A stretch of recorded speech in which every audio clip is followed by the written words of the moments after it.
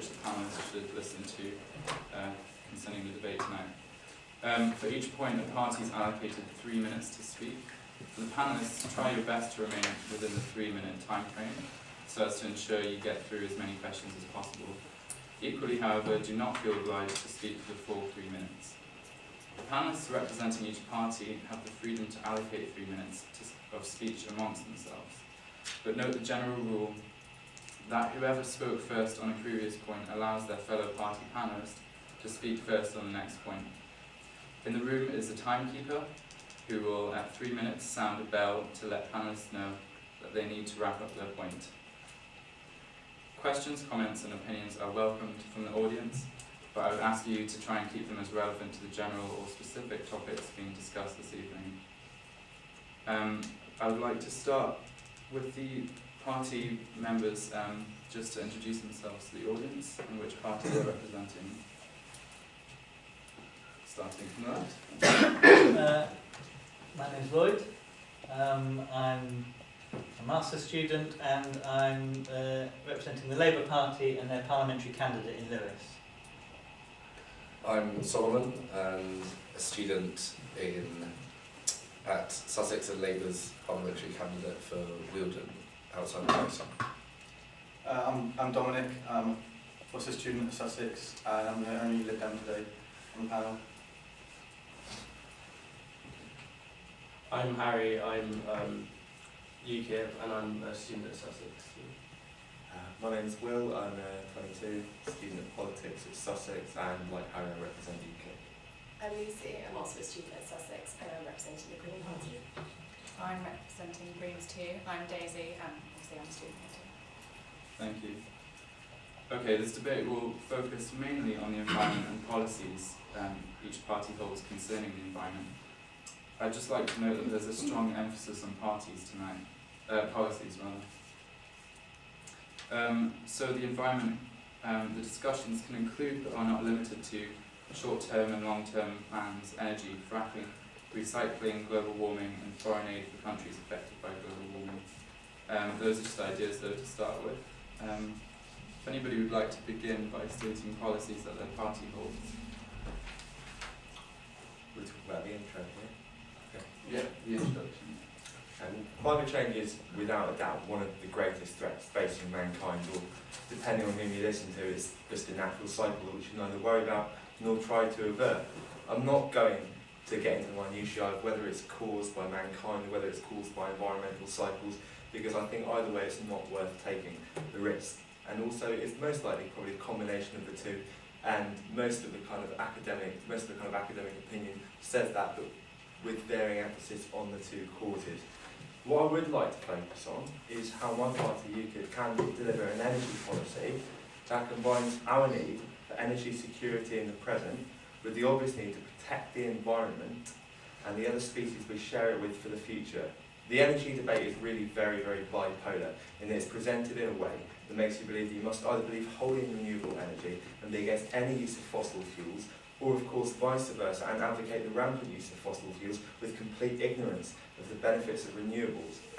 The truth is that each potential source of energy must be evaluated on its own merits, whether it's a fossil fuel or a renewable fuel. We're destroying what's potentially the most important debate that humanity has ever had by insisting on all or nothing answers. Now, UKIP policy is to look at each source of energy on its own individual advantages and disadvantages, and establish from this what the best way to proceed is.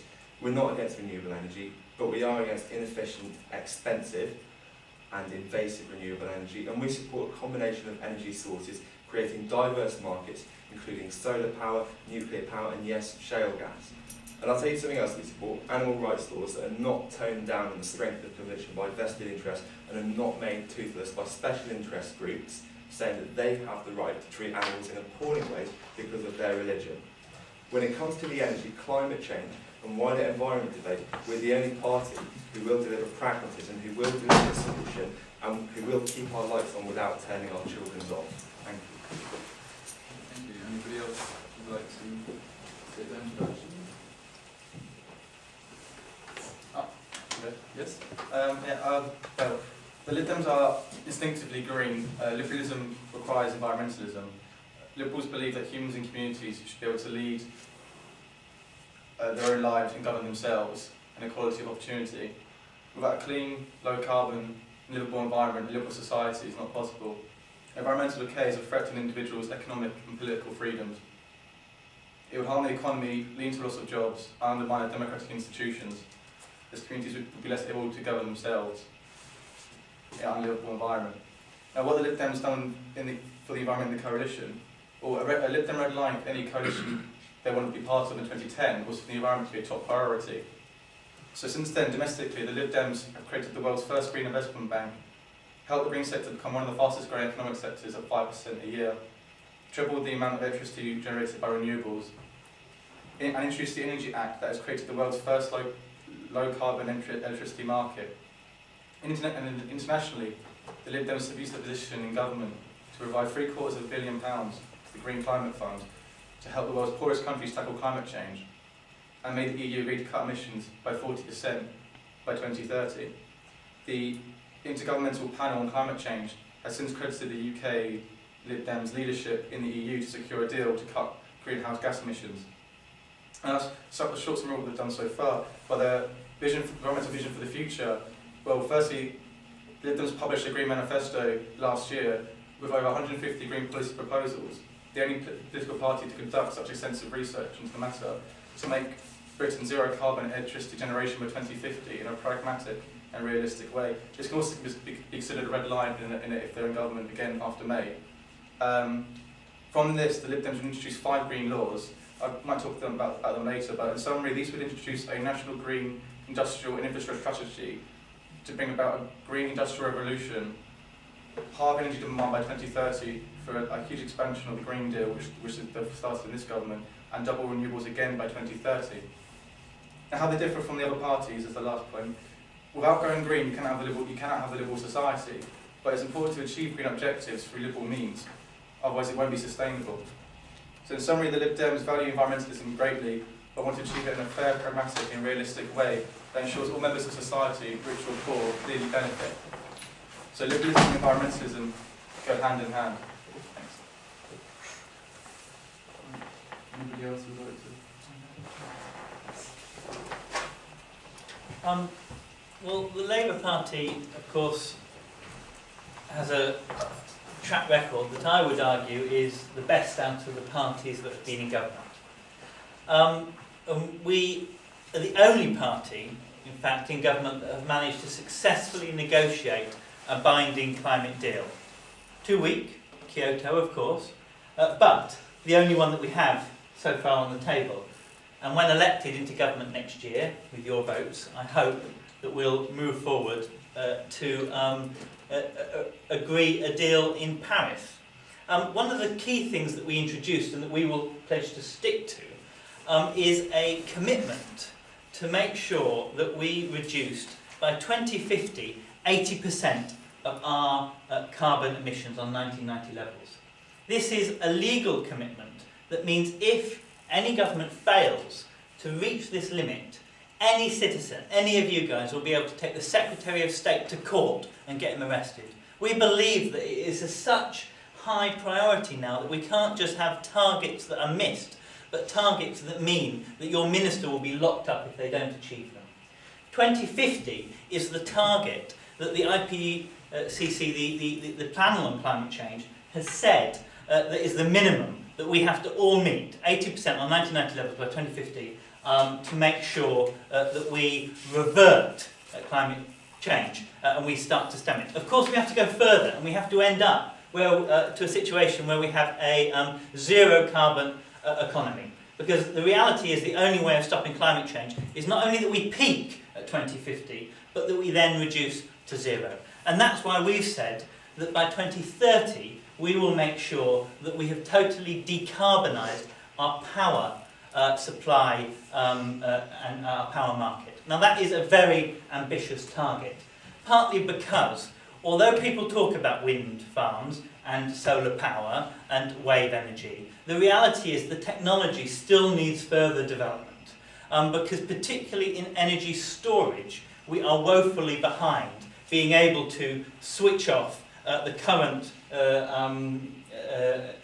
fossil fuel burning power stations that we have at the moment. And so one of the things that we will do is invest heavily in research into particularly power storage. And the reason for that is, of course, the wind sometimes blows, but it's not always the time that you're wanting to use your power. The sun is sometimes shining, and at the moment we have such limited capacity. The biggest capacity that we have is actually in Wales, where we pump up water and then we let it flow back down again.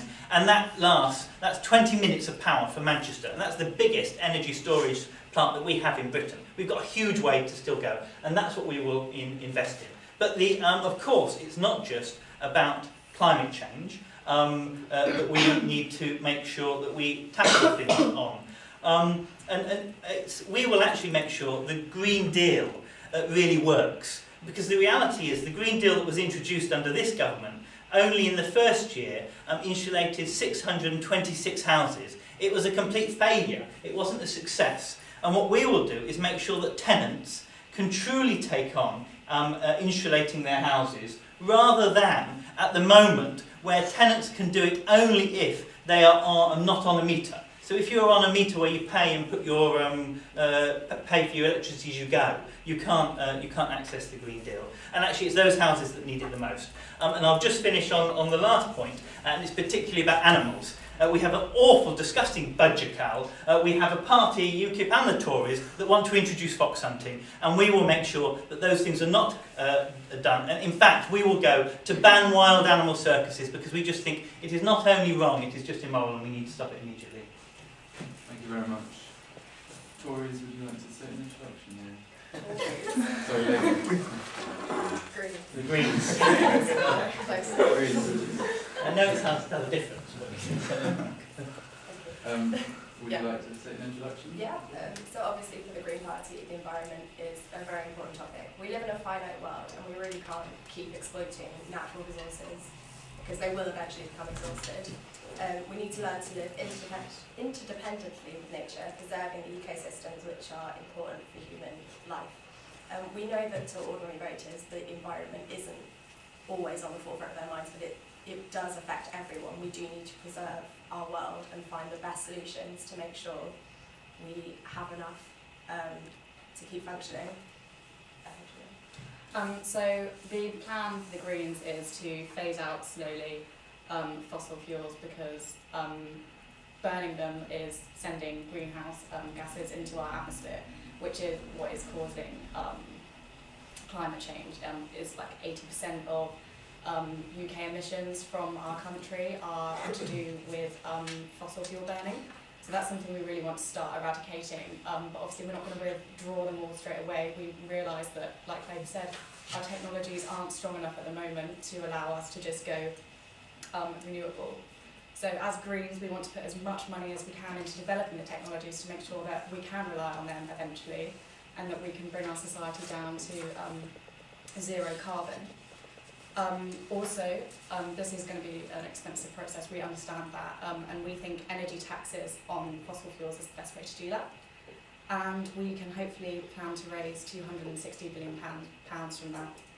That was predicted from between 2013 to 2027. We want to have loans from the Green Investment Bank, which we can give to companies and households so they can insulate their houses. This really will help bring down fuel poverty, which is affecting about 1/5 of households at the moment, so that's a real big problem. A lot of people would say that turning to renewables is going to create job losses, because fossil fuel companies are going to leave the UK and go elsewhere. But the new industries which will be set up, the new renewable ones, will hopefully counteract this, and hopefully the unemployment therefore won't be such an issue. So yeah, for us, renewables are all about climate change, reducing our carbon emissions, but also about eradicating fuel poverty as well. Thank you very much. Now that all the introductions have been saved by the parties, I open up the questions and comments to the audience. Anybody have any questions? Yes. This is more towards UKIP, I guess, as well. Is there an element of hypocrisy in being so virulently anti-allow, but supporting fox hunting at the same time? We don't actually have any party policy in support of fox hunting. We used to have a party policy back in, I think it was 2010, where we supported referenda on a county basis on whether to have fox hunting. But let's not forget that was also a manifesto that talked about making the circle line circle and making taxi drivers wear uniforms. I spent my whole childhood campaigning for animal rights. I remember standing on street corners collecting for animal aid. My mum was a hunt saboteur. I would have been one as well if it hadn't been outlawed when I think I was 11. We're not a party that are pro-fox hunting. Do we have pro-fox hunting people in the party? Yeah. But that doesn't mean that we are as a party. And I wouldn't be part of the party if I thought that was a policy that we weren't actually going to introduce. I'd also like to pick up on what you said about us being anti-halal. We're not only anti-halal, we're also against kosher. We're also against kosher production as well, because both of them are barbaric towards animals. Both of them have been pronounced by several veterinary associations as being much more cruel than stone slaughter. So we're against fox hunting. We're also against both halal and kosher. Any more questions or comments? Okay, I'll open it to the panel. Do you have any criticisms? I would say if my party leader went on a Christmas hunt, even though it may not be party policy, it gives a very clear direction on what the party leadership is wanting to do. And of course we all know Nigel Farage went on one of these hunts the other day. Hunting of course still takes place, and what happens is they claim to be drag hunts, but in reality what very often happens is you have a drag hunt and then the dogs will catch the scent of a real fox and they will go off and they will start tearing that fox to pieces as well in a particularly inhumane way. So the hunting laws need to be actually strengthened, and your leader is the one that's kind of continuing to peddle these things. But I don't think it's just about kind of hunting where we look at animal rights. You've got to look at kind of what's your position on, or what is the position of testing on animals. Something that Labour outlawed in the last government in terms of testing on animals for cosmetics and for detergents and things like this. And actually we again would be going further on that to try and make sure that the animals are not abused unnecessarily. In fact, we actually know that animal testing, even for many medicines, is now pretty unnecessary because we can have other modelling effects, and we need to move away from it. But animals are not the only thing, but they're the thing that we're dealing with. It would be interesting to know. I mean, I know what the Liberal Democrats' view is because they've supported a badger cull. But what's UKIP's badger cull policy? Do they continue to support a useless and ineffective cull of badgers across the country that doesn't actually reduce bovine TB? I mean, to be fair, the Greens, I think, have got a very similar view to us, that the cull should be stopped immediately. So, I mean, I think that's fair enough. But it would be interesting to know what your views on that. I personally am completely against the badger cull. Like I say, I have a strong animal rights background. But your party? I'm getting to that. Yeah. I'm sure we will have policy on that when we release our manifesto at the same time as the other parties are planning to towards the end of March. I don't know what's in it. I'm not that high up yet. It's being written by a lady called Suzanne Evans, who I know also has quite a strong animal rights record. So I'd be very surprised if there wasn't something on the issue of the badger cull in there. On the issue of animal testing, I remember the cosmetics ban. I'm not sure if I'm right here. Was it not shot down by the EU? Was it not shot down by the European What, in the UK? courts? No, but there was meant to be a Europe-wide ban on testing on animals for cosmetic purposes, and as far as I remember, it was shot down in the European courts. No, well, in the UK, cosmetic testing on animals was banned by Norman Baker, the Lib Dem Home Office Minister. It wasn't to do with the EU. Well, he deserves a lot of credit for that. He deserves a lot of credit for his drugs policy as well. But yeah, I mean, to pretend that parties that tend to lean towards the right don't have a strong record of animal rights policy is perhaps just because, yeah, David Cameron, as well as Nigel Farage, is an ex-hunter as well. That doesn't mean that it's in party policy to be pro-hunting. That doesn't mean that the majority of the members of the party are pro-fox hunting. I can assure you that the vast majority of UKIP members I met at the weekend at our party conference in Kent were completely against fox hunting. I just don't think it's fair to smear us in this way as a party who are against animal rights when the only thing you're basing that on is the fact that our leader has been fox hunting in the past. And it was in your last manifesto. It wasn't our last manifesto in 2010. Like I say, we completely denounced that manifesto. It was written by Lord Pearson and how quickly will you denounce this manifesto after you've written it? We won't denounce this manifesto because this will be the first time we actually get a number of MPs elected to Parliament. I was just going to come to the Greens, actually. So you're talking about raising fuel taxes and stuff, but they really harm the poorest the most, because the cars that tend to be the most polluting, most fuel inefficient, tend to be the cheapest ones.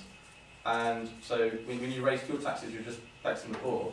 And it's not a very liberal way to go, a very fair way to go about it. So what taxes are you talking about? Fuel duty, vehicle exercise duty, such as road tax, for sure. So you're saying that the cheapest cars are the most Polluting. okay. How do the Greens mitigate that?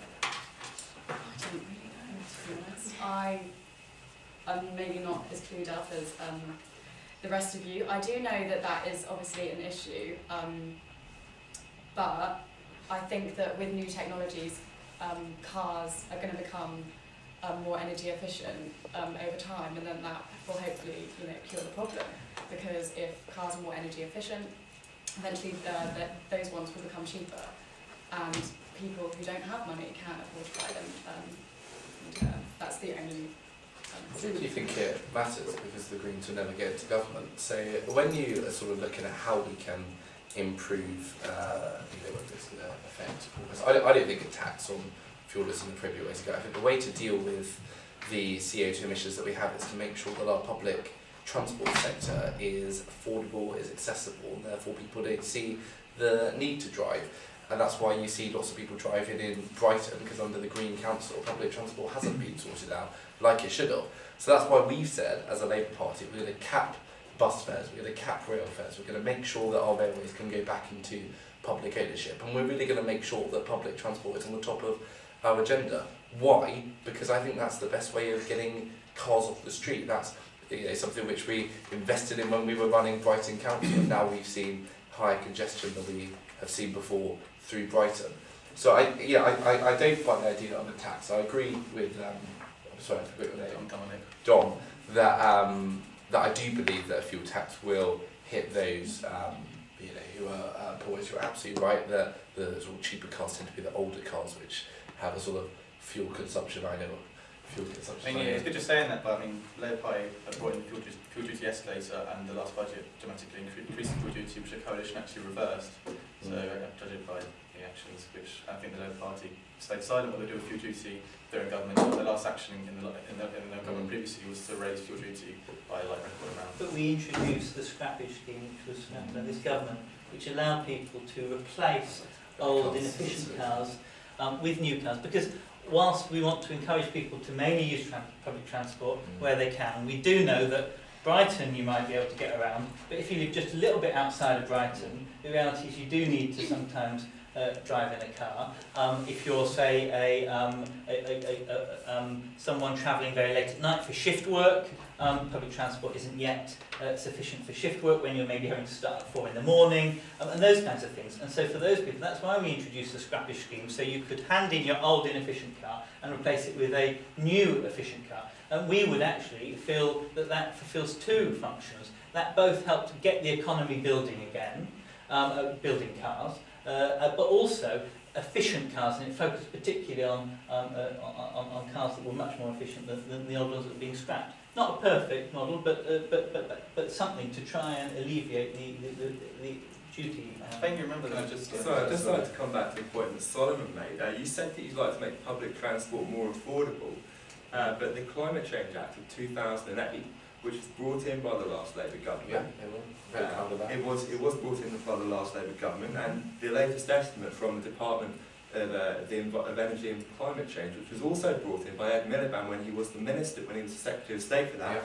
estimates that now costs this country £760 per household every single year, £18.3 billion in total. Do you not think public transport would be a lot more affordable if you did the right thing and scrap that out? Well, look, this is why we've said that we're going to cap rail fares, which this government allows to increase. And you're absolutely right about us introducing the Climate Change Act, which I think was the only, am I right in saying it's the only, or the first, more now, actually introduced by a government. We led the world, the Labour government, and put Britain back on the international map when it came to climate change. You're right about Ed Miliband being the climate change secretary when he legislated that we'd get 80% target by 2050, when he blocked coal-fired power stations from being built unless they met European environmental targets when he led the UK's role at the Copenhagen summit, which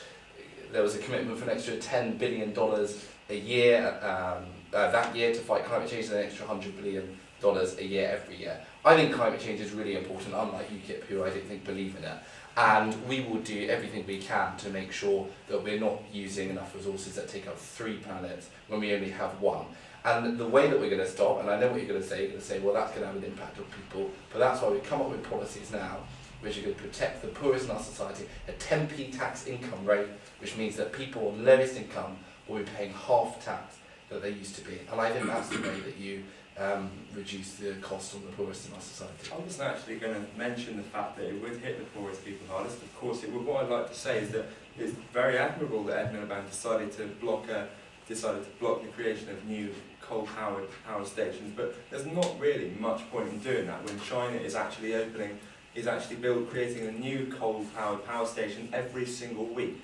At the minute, this country is responsible for 2% of carbon emissions, whilst China is responsible for 30%. You haven't put us back on the map in terms of climate change at all. All you've done is made the poorest in our society subsidise what's not even a drop in the ocean in terms of global climate change targets. That's the point. You sound like I also very much favour the Climate Change Act. But you're saying that it's almost like that or cheap transport. Yeah, I agree. It's not. Basically, what currently lacks in the UK is a market for developing green technologies to make the cars and buses and transport methods technologies cheaper for each car. So you can have fuel-efficient vehicles and the emission targets and keep rail transport fares down. And exactly what they've done in government, that this energy act that they've created, which created the world's first low-carbon electricity market, what that does is it provides up to £12 billion of private investment. And basically what happens as the coal power stations go out of use by 2020, it's creating a market where companies are incentivised to provide insulation or green technologies or just everything. And they sell them to these transport companies, and insulate homes.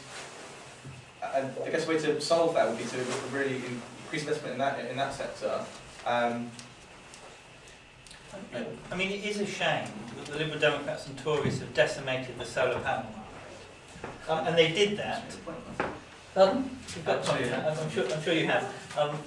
And they did that by originally, when we left government, there was a set price that you paid in feed-in tariffs.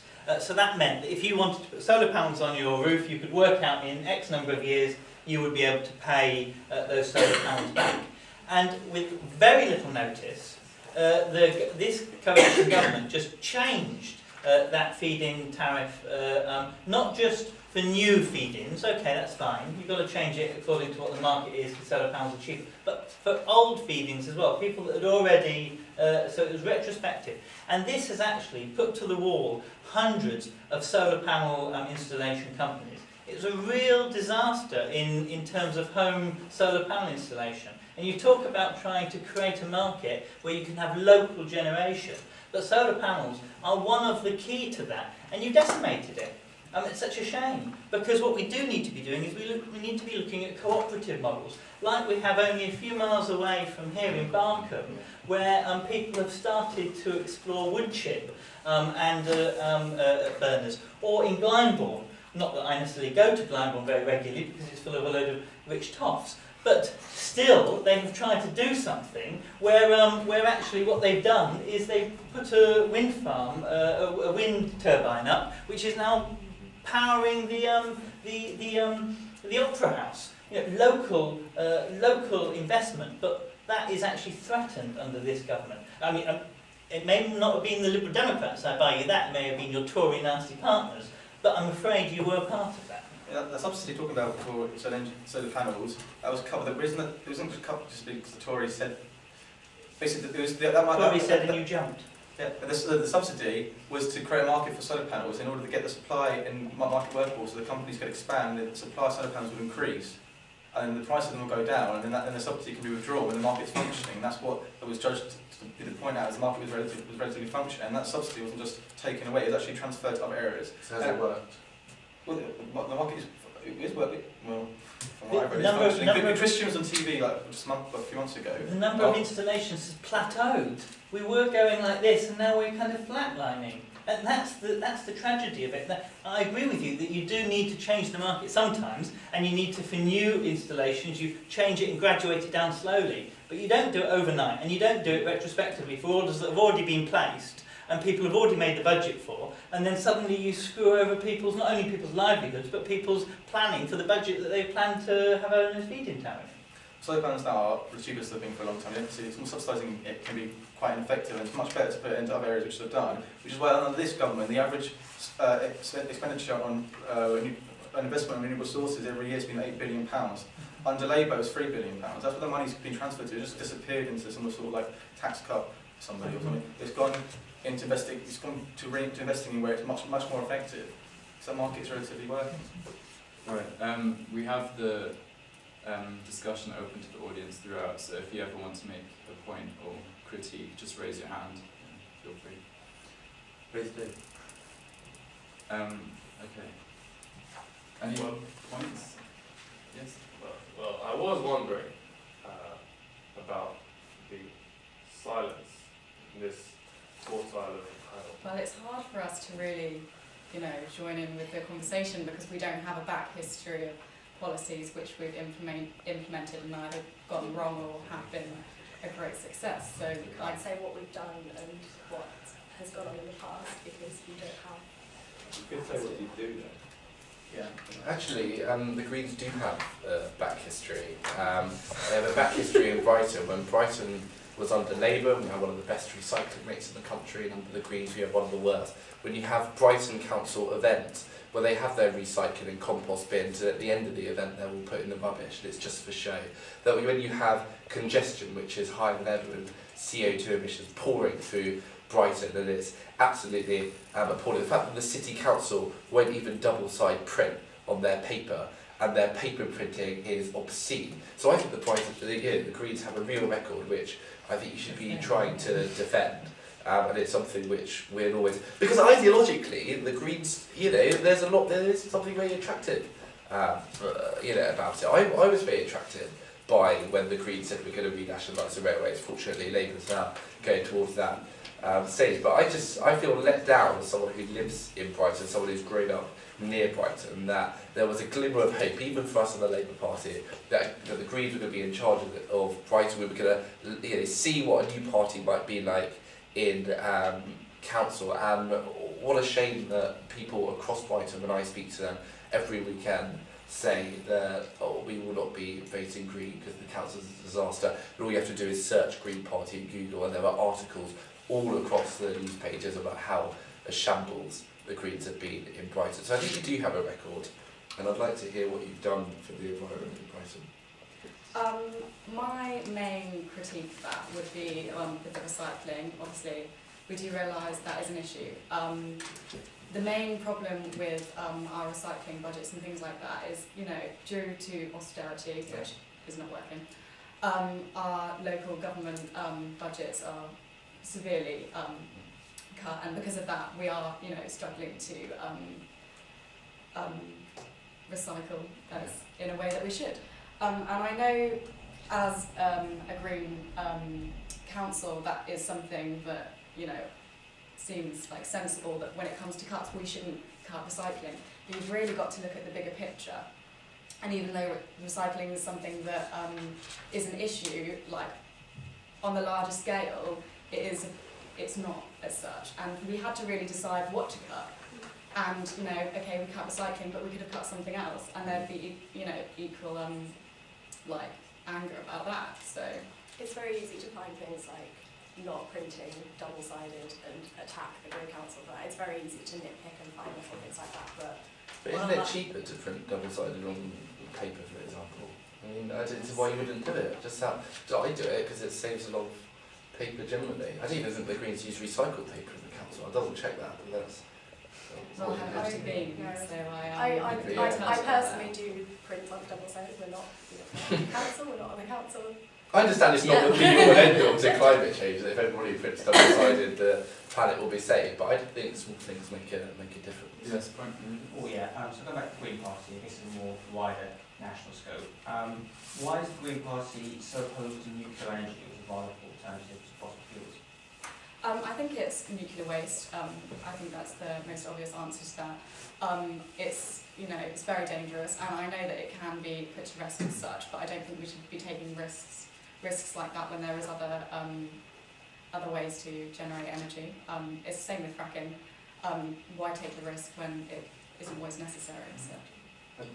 On the topic of nuclear energy, actually, if you look at the 60-year lifespan of your average nuclear power plant, around 3% of the nuclear waste actually has about 95% of the radioactive toxicity in it. It's called high-level waste. And over the 60-year lifespan of a nuclear power plant, all the high-level waste that is produced during that lifespan of 60 years would actually fit in a single Olympic-sized swimming pool. So I think there's a lot of misinformation about how much waste is actually produced. I know technologies have developed since then. You have to look at places where nuclear power plants have gone wrong, and they've created quite a lot of devastation. And I know that we now technologies would go far to protect us from things like that, but we can't say that that's never going to happen. That's never going to happen here in our own country. So I personally think that with a solar panel, with a wind farm, with tidal power and things like that, devastation like that is not going to happen. So that seems like a more obvious option. Okay, Liberal Democrat. Originally, they're now open to nuclear power, but I think it's part of Friends of the Earth recently accepted research that said that most of the anti-nuclear arguments lack factual basis, including the waste argument. And Friends of Earth now saying that. Also, the director of Greenpeace has supported Renewable UK and the Nuclear Industry Association their efforts to bring back accelerate low carbon economy through nuclear power. So I mean, this Greens sort of dismissed that out of hand. Well, I think it should just think better to sort of think about it pragmatically and think like the best way to achieve a zero carbon Britain by 2050 is a mix of nuclear, because that would mean that we can lower emissions and long-term amount of nuclear power, and also not raise energy bills, which would increase fuel poverty. So if you strike a really good balance, I think Greens just dismissing it out of hand is quite risky and can harm the poorest most. Well, John's absolutely right that I don't think you can change from one thing to the other straight away, and there has to be a transition. And I'm glad that you raised about energy prices, because that's something that Labour said, that we will force companies to freeze energy prices. But when it comes on to renewable energy, that's we see this as more than an environmental thing, because I think it's about a lot of us will be thinking about what sort of jobs we want to go into after we graduate, etc. And one of the best sort of industries for getting new jobs is actually the renewable sector, and it's through renewable energy. And that's why we want to make sure that we're investing in renewable. And Lloyd's absolutely right, there's a huge way to go, and it's something which I'm really passionate about. I was brought up with a mother who worked in environmental different work with sort of wind turbine, and is a big environmentalist, hence why she supports Labour. And that's why we need to invest in our renewable energy to make sure that we're not only saving our environment, but creating jobs for graduates who are not seeing value for money. £27,000 over 3 years, for some reason it's a real struggle to get a job, and that's why Labour said that we'll guarantee young people a job who are unemployed for 6 months. And there are huge ways to reboost our economy through green technology, and also through space technology, etc., which we said that we want to be the leading country in the world for. UKIP on point. UKIP would just like to know how Labour plan to create around 1 million new high technology green jobs by 2025, and the Lib Dems want to create 200,000 new jobs in renewable energy. How they actually think that's going to happen? UKIP would like to know. This is interesting. To start with, if you're going to make sure you redouble your efforts in building wind farms, in making sure you're really investing in research into power storage, in making sure that you're building cars that are truly sustainable and eventually zero carbon, those things all mean that you need to you create jobs. And it doesn't necessarily require actually government money to be pouring into these things, because what you can do is you create a framework for industry to say this is how you have to do it. If you want to produce power in this country, this is the kind of power that you're going to be producing, and you create the jobs there. And once you've created a critical mass of speciality in this country, what starts to happen is other countries come and invest in us because they buy their wind farms from us.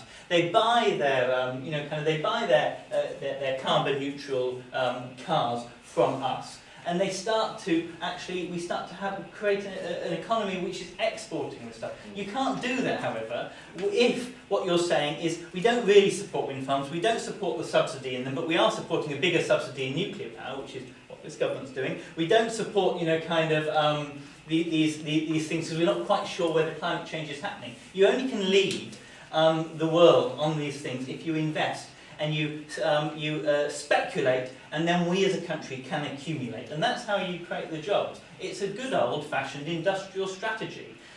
Japan had the same thing, where they said, we are going to make sure that we invest and are the world leader in lenses. And you now find that almost every single lens in the world for cameras is produced in Japan. The US did it when they had the space program, and they said, this is our industrial strategy. We're saying our industrial strategy, everything in Britain will be focused around making sure that our economy is not only carbon neutral, but that we are exporting those skills around the world and making sure that Britain is flourishing and leading the world. And that will also help in negotiations. You talked about China earlier on. I will finish on this one. You talked about China earlier on producing more carbon than we do. Quite right. But you can't go into negotiations and say, well, we're not going to do anything and we're a bloody rich country, but you poor country, you need to do everything. No, you go into negotiations by leading from the front and leading by example, by saying that we've done this, so China, you can do it as well, and we will help you do it. You don't do it by just wagging your finger at poor countries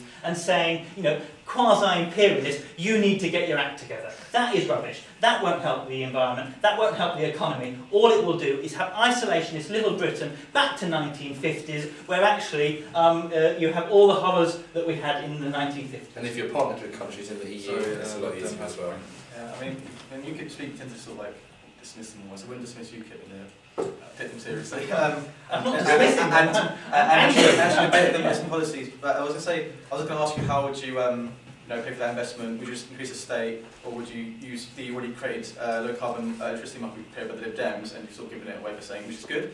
You wouldn't enlarge the state, which could potentially rate, increase taxes for the poor. So it's good that you can get that sort of agree. And I also really agree with the exporting the green technologies, because the Green Party are quite opposed to sort of free trade and free trade agreements such as TTIP and stuff. That you could really export these green technologies across the world, especially to China. They're not in TTIP, but exporting green technologies can make a whole they'd be used across the world and help countries much greener and have lower emissions, and that's where free trade is very good, because you can export this more on a much larger scale. The Green Party tend to oppose free trade, which I disagree with a lot. But you say how we pay for the 200,000 jobs. Well, that is from the low carbon electricity market, from the £12 billion worth of private investment in I said a few minutes ago, insulation, or the carbon capture things on factories, and also producing renewable energy sources from that. And I've actually got some facts for that. I mean, for instance, recently the government has issued 27 renewable energy contracts, and which account for some of those 200,000 jobs so far, which provide clean energy to 1.2 million homes by, I think, 2016, 2017, and that's equivalent to taking 2 million cars off the road. That's how those jobs will be paid for, by the £12 billion worth of private investment which has already been committed. And there's evidence of that so far, with 27 renewable contracts being released, and these are going to have pretty strong effects soon, with 1.2 million homes having clean energy supplied to them, and 2 million cars essentially taken off the road, the equivalent of in emissions. Okay, thank you. We'll be wrapping up pretty soon, so if some parties would like to make some conclusions or state any important points that they haven't yet done, or if the audience would like to make a comment. Can I ask a question? Yes. I just want to ask one general question, because there was a study last year asking MPs whether they agree with the statement that there's conclusive evidence that climate change is man-made. and there was some discrepancy.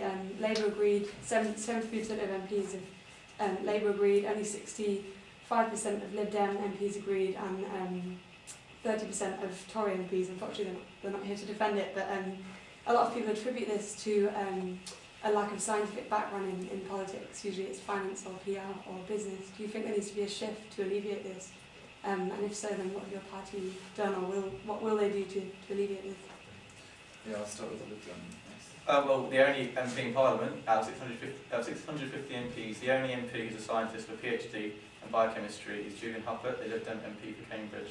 He's the only scientist in Parliament. And he agrees with you. He said that all MPs should have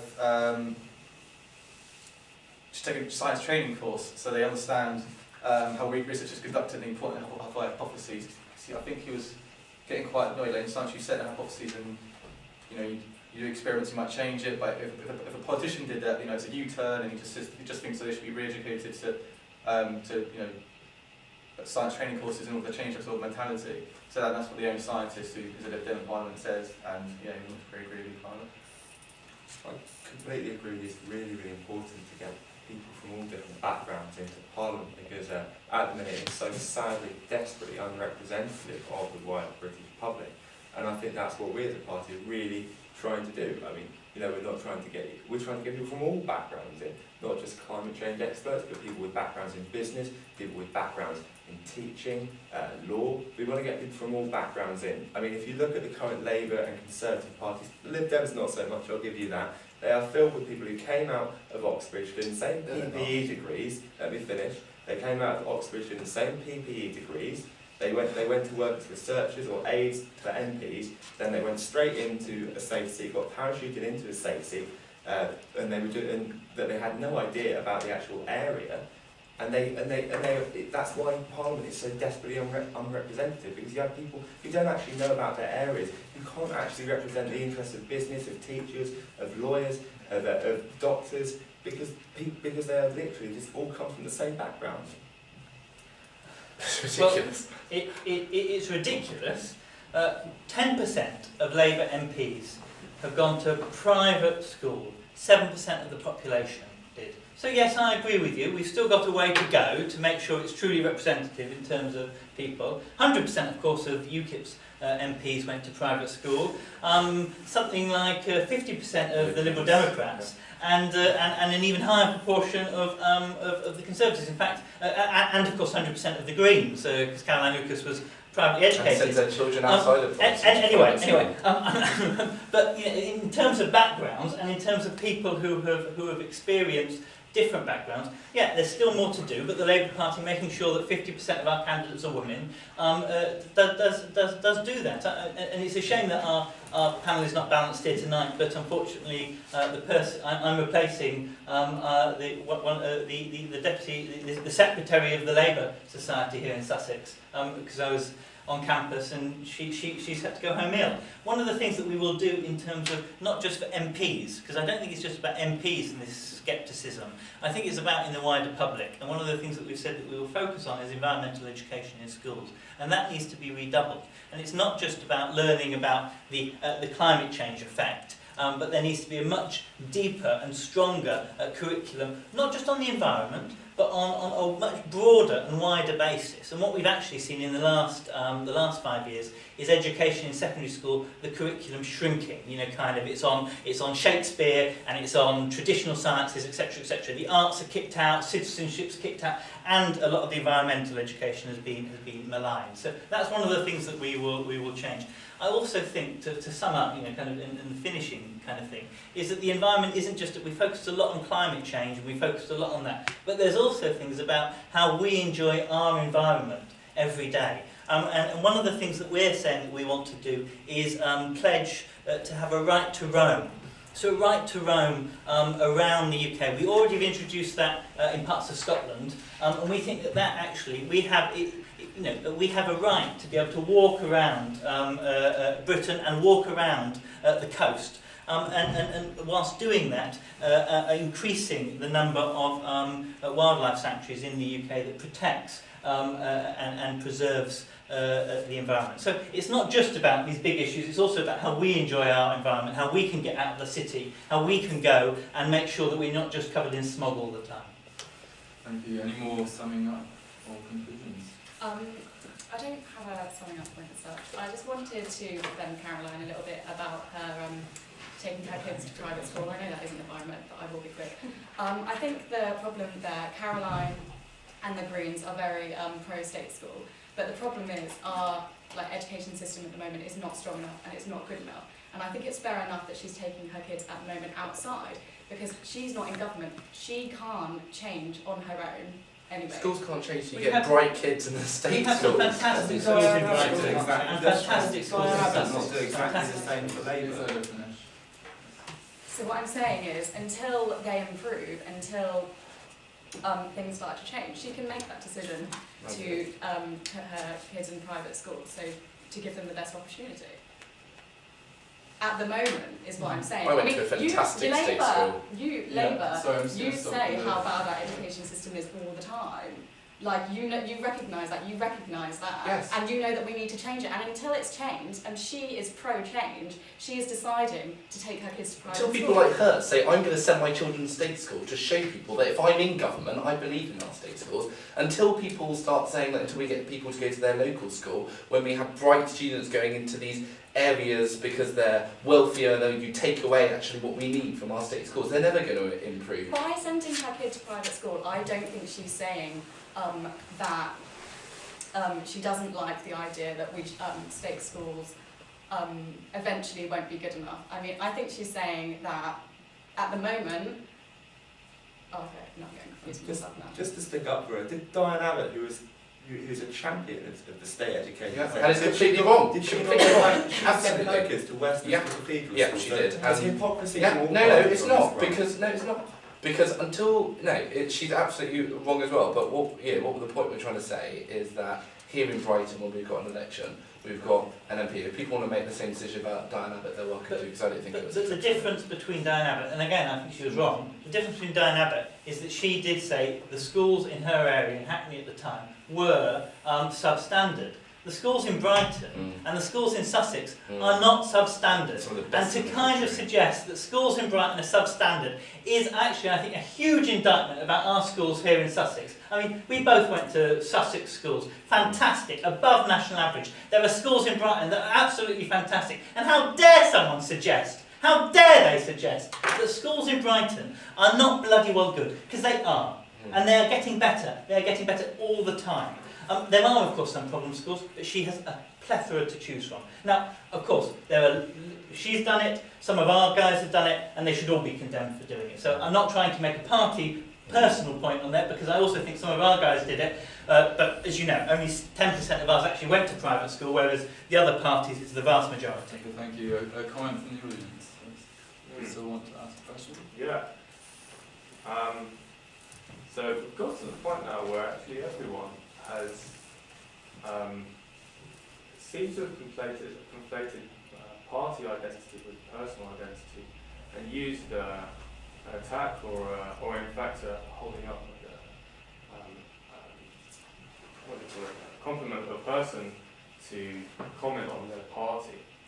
What is it that you guys think about the conflation between personal, political, or party identity? Because it seems to be confusing these things. Well, people vote for their MP, I believe, and that means that in Lewis and in Wilden, people are voting for Lloyd to represent them, or they're voting for me to represent them. And I think when I make the decision on who should represent me, I want to know that the person I'm voting for has, because people are different in political parties, and that's what's good about political parties. People have different views, and if people like Lloyd and I don't necessarily agree with fracking and don't agree with renewing Trident, actually a lot of people may be thinking, well, maybe because the Labour Party hasn't completely got all the way there, if we elect people like Lloyd and Solomon have got those actual proper sort of democratic socialist principles that the Labour Party holds up, then we can begin to make sure the Labour Party, which is at the moment, is continuing to go, towards its traditional values that best serve the people of this country. So I do think there is a role for personality. I don't think it's right that the media and the right-wing media attack Ed Miliband for bacon sandwiches and for speaking like this, but I think it's really important that actually people up and down the country, I think you have to have a bit of personality in politics because it's about who you're voting for and what you're voting for. There was an old feminist slogan that used to say, the person is political. Mm. Okay, live down this. Okay, well, I'm going back to the environment. I think it's my last opportunity to speak, or... one of your last, yeah, we're going to have to wrap it up Yeah, well, soon. I just want to say, so when you come away from this year, you know what the Lib Dems would do if they're in government after May, if they're in a coalition. Well, the red line there, which would be on the front page of their manifesto, is to implement 5 green laws. I touched on in my introduction talk. The first one's a nature bill, the second one's which is to have legal targets for biodiversity, clean air, clean water and access to green space, and also extending the right to roam and establishing new marine and coastal reserves. That's the first green law. The second one's a heating and energy efficiency bill, so building on the Green Deal, making it much bigger, because obviously this government is the Greens government, but to be honest, the bar was set pretty low by the previous Labour government, and obviously the Lib Dems want to have a much greener government, but they've only got 8% of seats, and the Conservatives and Labour have combined 85% of seats. So we want to bargain, it's been difficult to get our policies through without some degree of compromise. Of course, you also said that you would have raised tuition fees. That was again, definitely not going to do that. This is not about tuition fees, but if you want, I can't bother. Because I can defend the policy. Good for you. But back to my point. The second nature law, second energy law will increase energy efficiency. The third one is zero waste Britain. So we're buying targets to clear action to reduce waste and end biodegradable landfill. Fourth one is a zero carbon bill to make Britain zero carbon by 2050, and also decarbonisation targets for electricity generation. And also Labour, for them it isn't legally binding, but for the Lib Dems it is legally binding. Banning. What's not legally binding? I actually did my research and read Ed Balls' speech. It's not legally binding. They just say they want to commit the government to the decarbonisation by 2030. It's not legally binding, but the proposal is legally binding. Yeah. And the last one is the Green Transport Bill. So a full network of charging points for electric cars, only allowing for low emission vehicles on the road by 2040, and in the meantime creating a market for that so they can be supplied cost efficiently without raising prices, and reforming planning law to ensure new developments are designed around walking, cycling and public transport. And it's the 5 green laws: nature bill, heating and energy efficiency bill, zero waste Britain bill, zero carbon bill, and a green transport bill. So we else have a summary? I'll finish. I'd just like to answer the point of the chat back with the cycling topic first. Yeah, I do think it's quite sad that there's this that there's constantly personal politics now. I'm perhaps not in the most correct position to speak, having without a doubt the most charismatic party leader.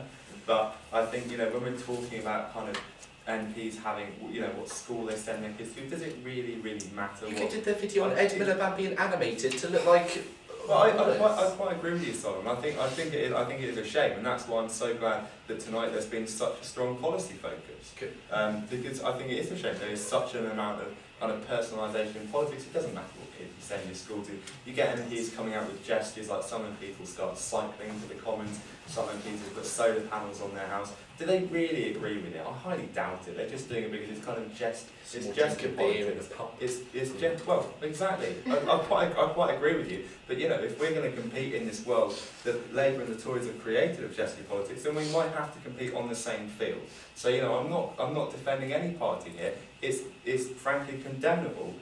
It's wrong that we have this situation where personality trumps policy, but we have to stop focusing on things like where you kids go to school. It's just nonsense. Can we get back on track But, with the environment? Sorry, just to stay relevant. Okay, so just in conclusion, in terms of our policy, I'll go through it very briefly. We're completely opposed to wind power because it is completely inefficient. There's a stat online that I think was produced by the Department for Energy and Climate Change that says that you need wind turbines over an area the size of Wales to meet a sixth of the energy need of the UK. So unless we're going to literally build wind turbines over every inch of this country, they're not going to help at all. They're also very difficult to store the energy from, so I don't think they're a long-term answer. What we would like to look at is solar power, because that really can be a force for good in the future. So we do have to look at solar power, and at our party conference at the weekend, we committed that we would look into solar power as a viable option. I expect there will be something in our there will be some very strong points in our manifesto about what we will do in terms of solar power. But we do have to get a grip on what nuclear power can do for us, because it's carbon neutral. It is relatively safe. There have been accidents. Chernobyl, Fukushima. Fukushima was a very old plant, and it is stable. It doesn't depend on wind or sun. And like I say, the waste generated is actually very, very minimal. And it can, in terms of the energy output from nuclear power versus the risk, I don't think there can really be an argument to be had over whether it has a place in our long-term future. Green Party, do you have any summaries? I think we just need to consider that wind power is not going to go alone. There's going to be things with that, solar power, tidal power, and also with the wind turbines all over our country, we have to consider that we do have offshore wind farms as well, that would definitely help with the space problem a little bit. So that's where I'm going to finish there. Wasn't it wait till 7:30? Okay, I went on for.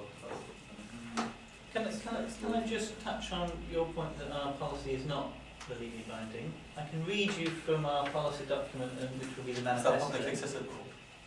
This is publicly accessible on yourbritain.org.uk, which is our policy website, where all of our policies are listed when they're voted by the National Executive and supported by the party.